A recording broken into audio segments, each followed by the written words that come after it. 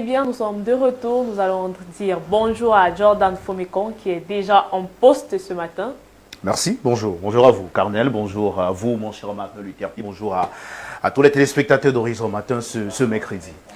Alors, les journaux parlent ce matin de la réaction du gouvernement après la déclaration de certains évêques de l'Église catholique sur une probable candidature de Paul Biya à la présidence de la République. Oui, ils sont nombreux les tabloïds de Camerounais qui ce matin réagissent à cette déclaration des autorités communiquées officielles du gouvernement camerounais. Lu hier au Poste national, Cameroun Tribune en fait la grande une ce mercredi 8 janvier 2024 avec ce titre en pleine montée de l'effervescence électorale. Le gouvernement recadre certains évêques, indique le journal de Marie-Claire Nana, édition de ce matin. Le ministre de la Communication, porte-parole, monte au créneau suite aux propos étonnants, véhéments de certains hommes d'église. Les premiers signaux d'une année mouvementée sur la scène politique nationale sont visibles entre appels à candidature, annonces de candidature et débats autour d'un éventuel positionnement du président Paul Biya. La fin 2024 et les premiers jours de 2025 ont déjà annoncé la couleur.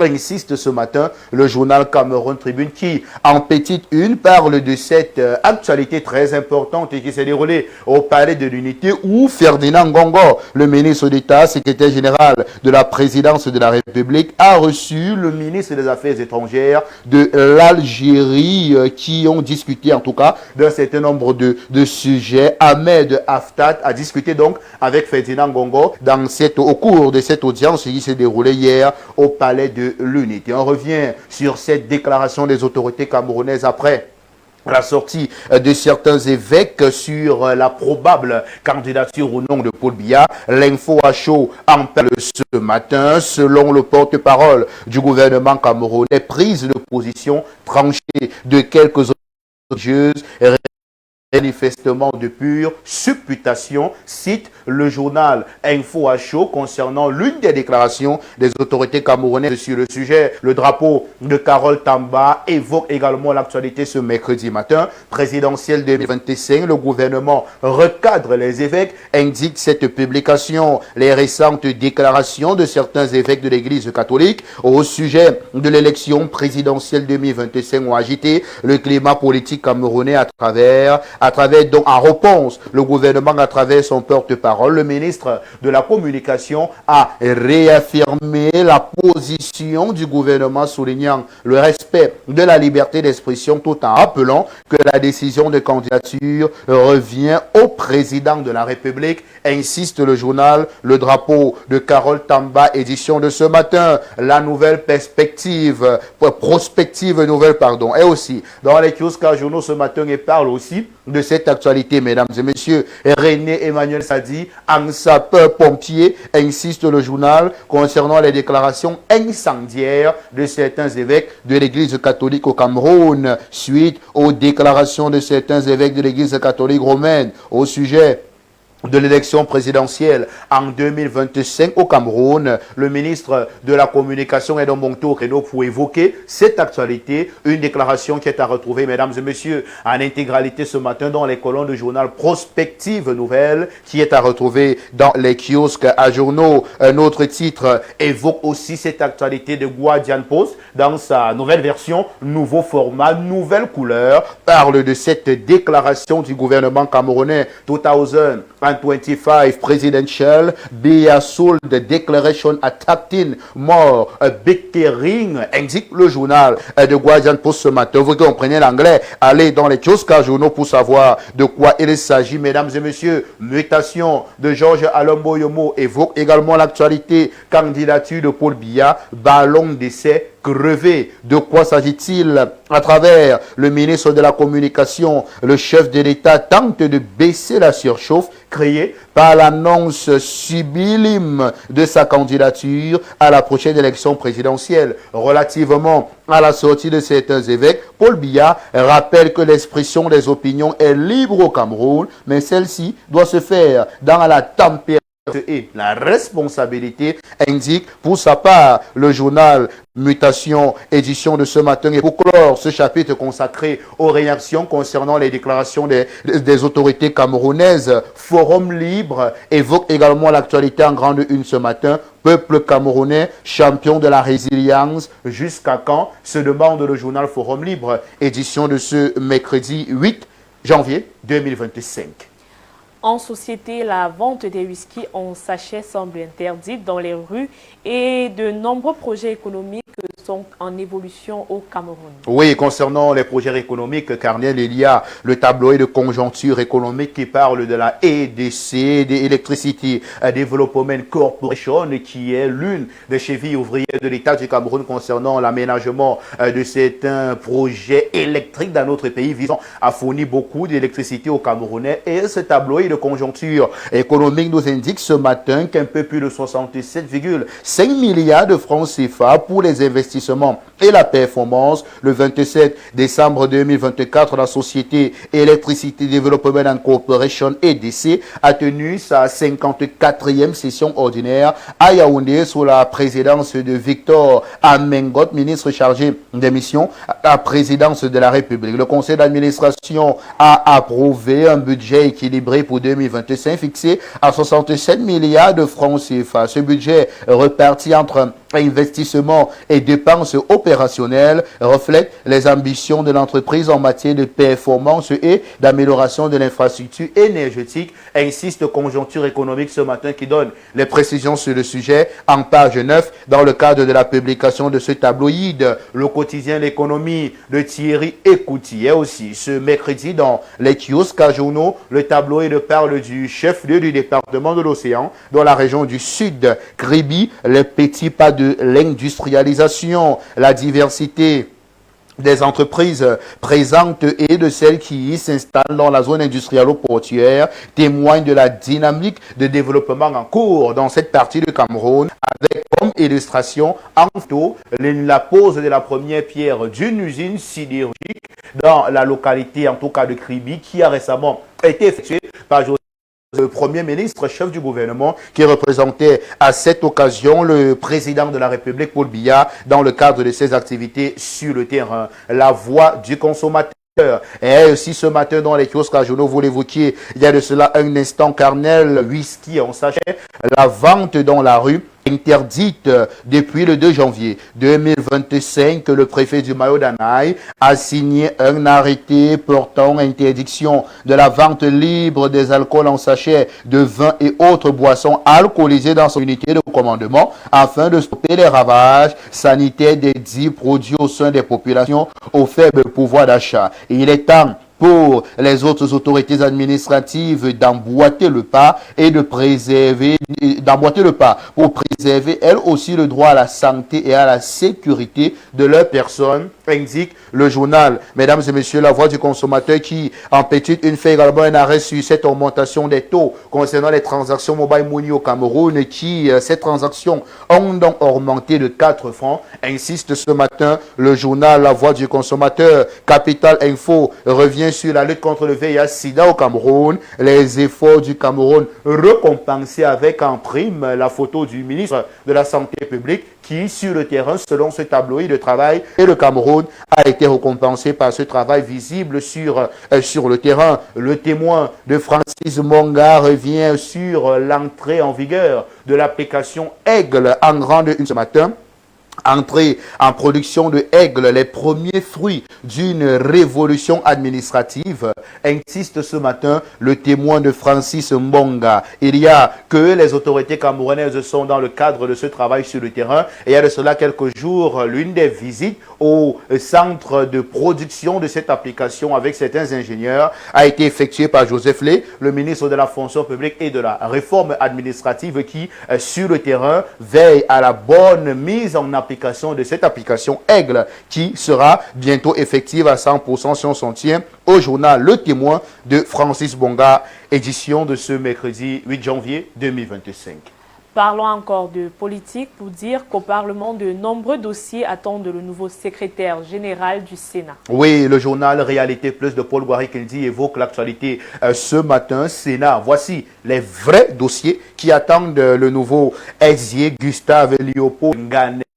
Le journal de ce matin concernant le chevronné de l'administration d'une humilité légendaire, Wetan, conseiller technique du président du Sénat, Marcegna Difendi, le nouveau secrétaire général du Sénat a du travail, redonner aux sénateurs leur respect perdu, réconcilier tous les compartiments du secrétariat général du Sénat, faire payer un vrai salaire aux fonctionnaires du Sénat, remettre tout le monde au travail, remettre à chaque cadre son véhicule de travail et payer ses primes, faire travailler les SGA du Sénat, assainir le fonctionnement des services financiers. Voilà, entre autres, les vrais dossiers qui attendent le nouveau secrétaire général du Sénat, Léopold Ngané, comme l'indique ce matin le journal Réalité Plus de Paul Gouari-Kendi. Et puis, en petite, il y a évidemment la sortie du gouvernement camerounais cité ce matin par Réalité Plus face aux sorties de certains évêques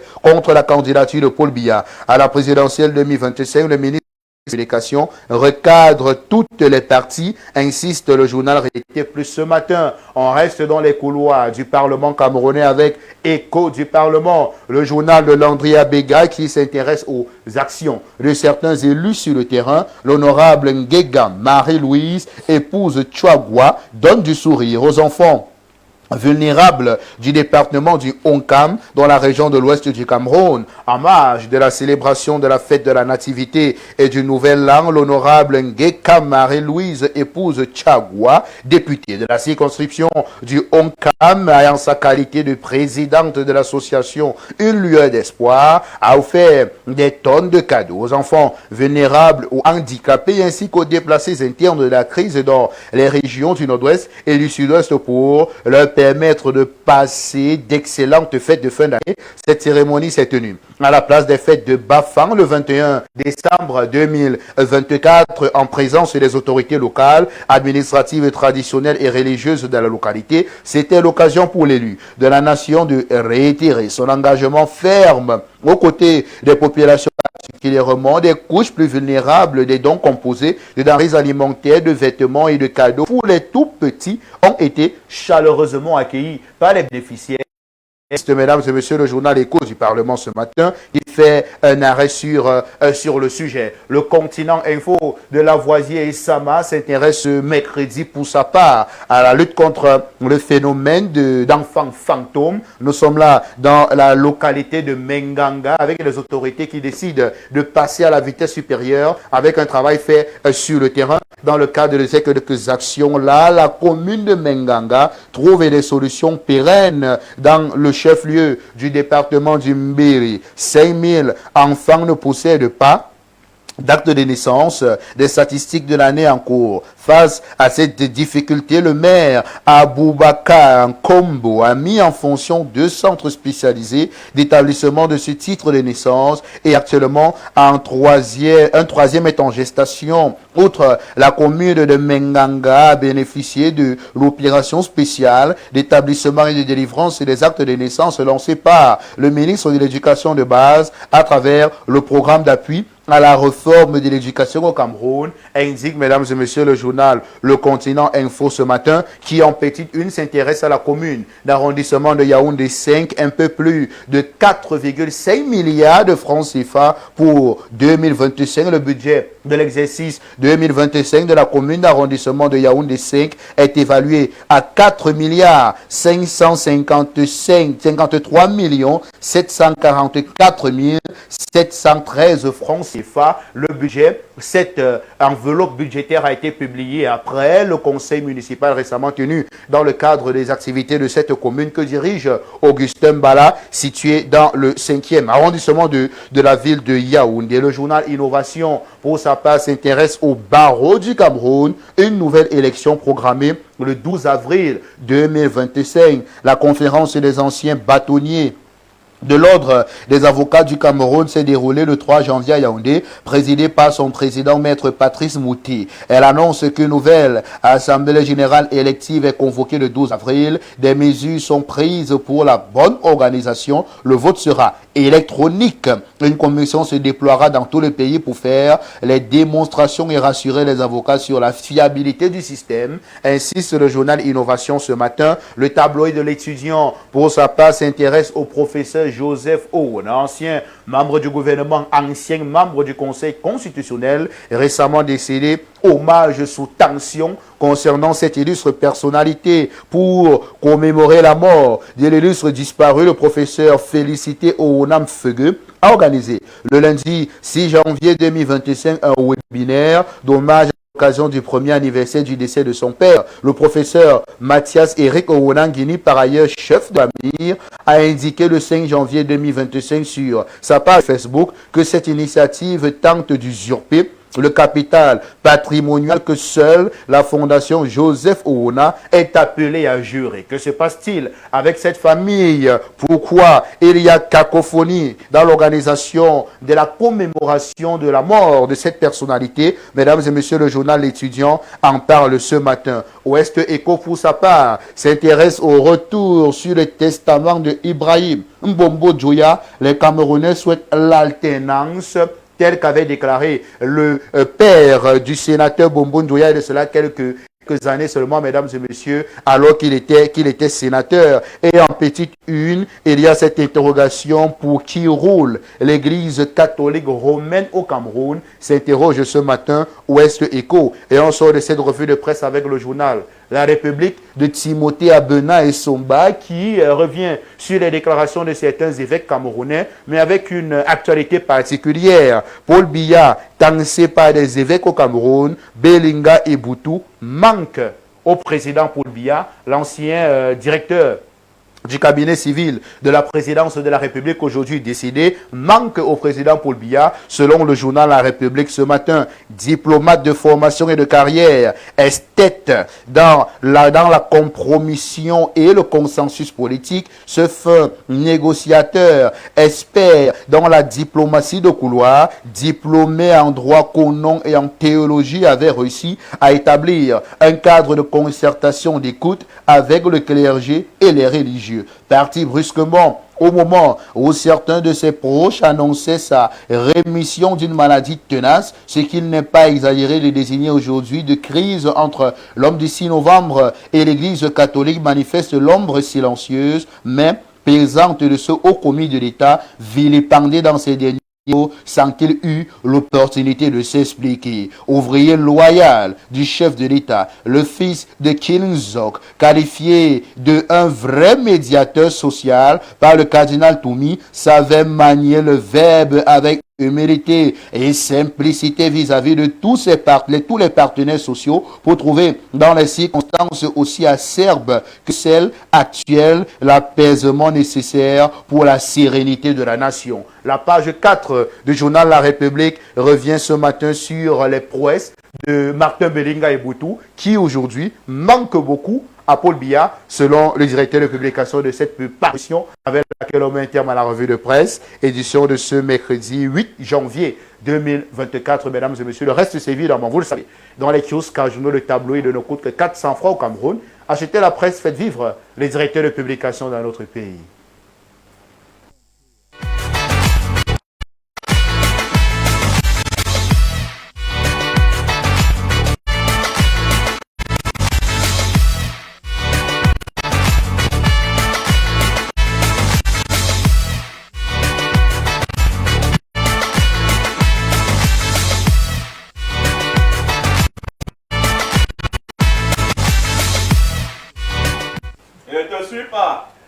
De retour, n'est-ce pas, dans ce palace. Voilà, ce sont les conditions du direct. Nous sommes d'ores et déjà avec Mr. Info.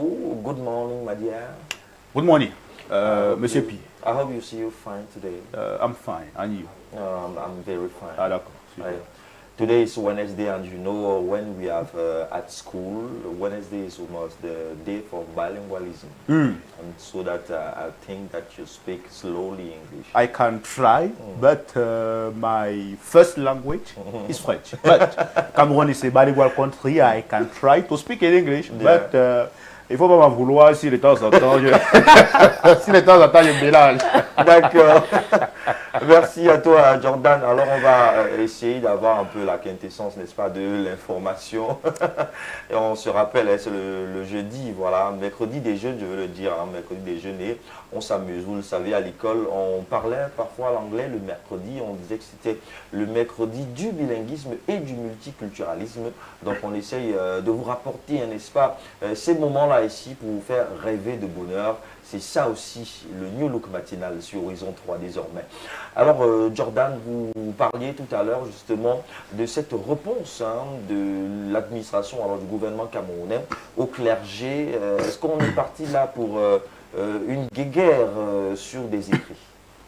Il faut dire, hein, mon cher Pi, que la réaction du gouvernement camerounais était attendue. Un communiqué de 2 pages, lu de façon exclusive aux 13 heures au Poste national hier, avant d'être publié sur les réseaux sociaux, avant d'être envoyé à d'autres médias.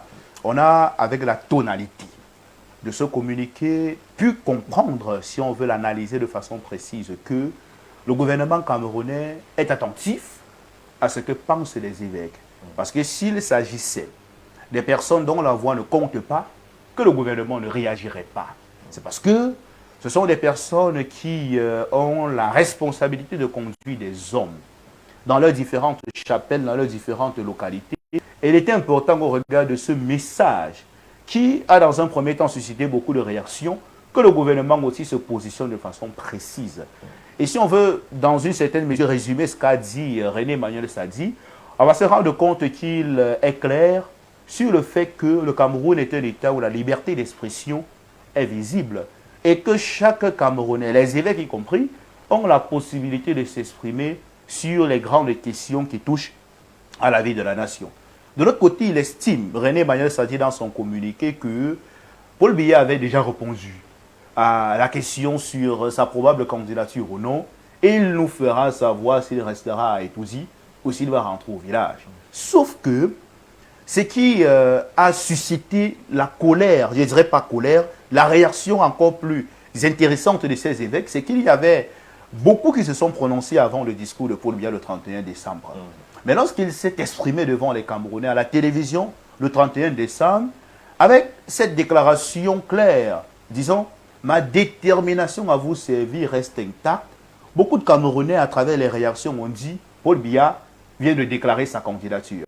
Et de facto, après cette déclaration à la nation, beaucoup d'autres hommes de Dieu se sont encore levés pour estimer que non, il serait temps pour le chef de l'État de se reposer un peu.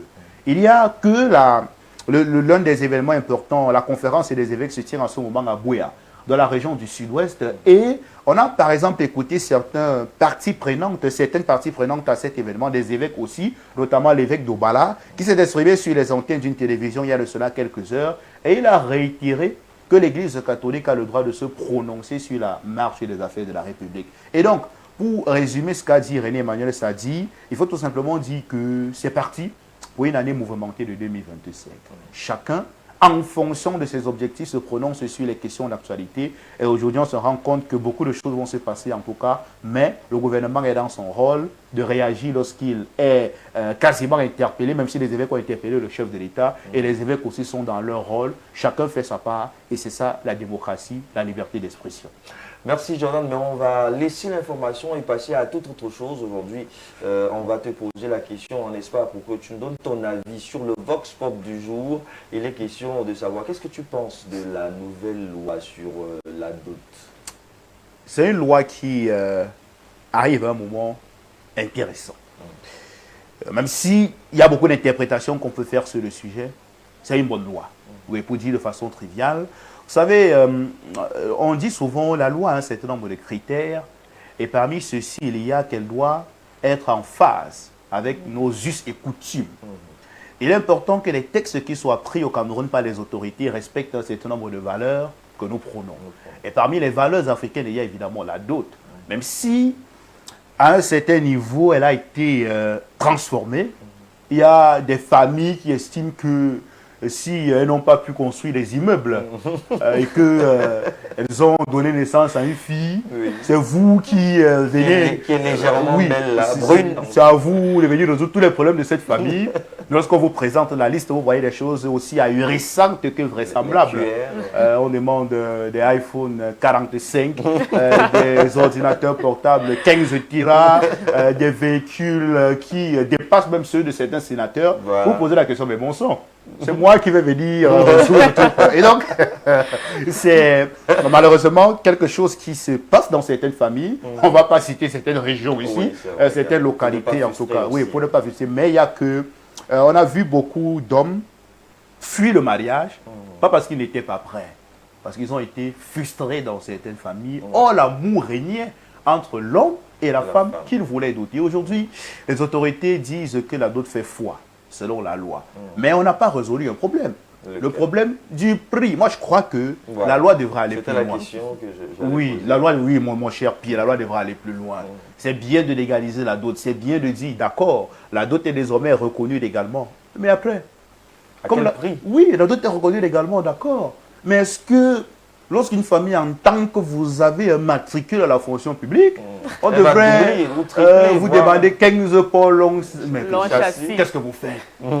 On voit les Camerounais aller s'endetter Oui. pour venir doter leurs femmes. Oh, c'est quelque chose qui après crée beaucoup de problèmes dans les couples parce que la dot n'est pas un investissement. Ouais. Vous vous endettez, maintenant vous allez passer toute votre vie à ramousser parce que vous avez épousé une femme. Oh, c'est bien de se marier, mais ce n'est pas conseillé de s'endetter pour se marier.